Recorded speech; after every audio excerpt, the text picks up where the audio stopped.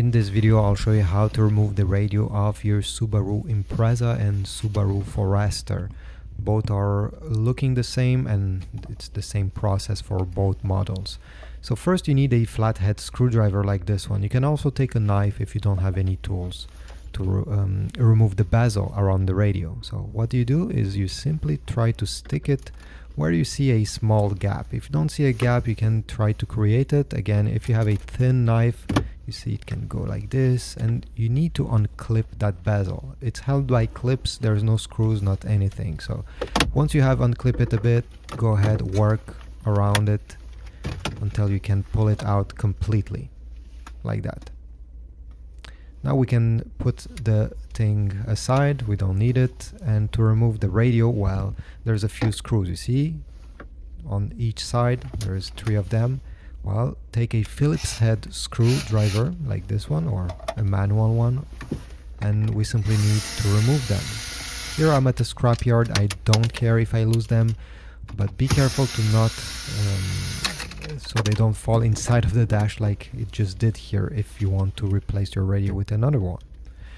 Now the screw on the bottom here, I had trouble, you see, it does not go all the way in, so you may need a longer screwdriver than the one I have.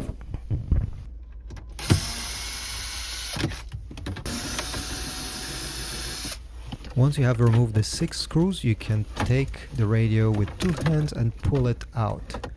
Now you're gonna notice there is a few connectors on the back we need to disconnect. Take your flathead screwdriver and we need to push on the tab of the connector and pull it out. You see this one over here, you simply need to pull it out like that, and this one has a tab.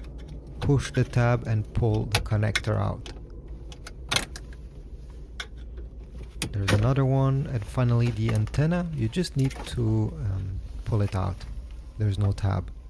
Here you go, now the radio is completely out. Your car may also have a Sirius XM satellite radio unit that you need to remove. It's located on the top, as you see. Simply pull it out, and just like the radio, it has some connectors you'll need to disconnect.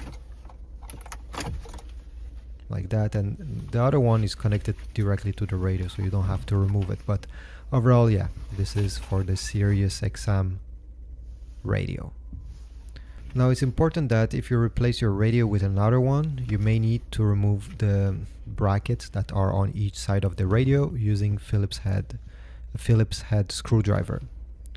Thanks for watching, please leave a like, subscribe, and I'll see you in the next video.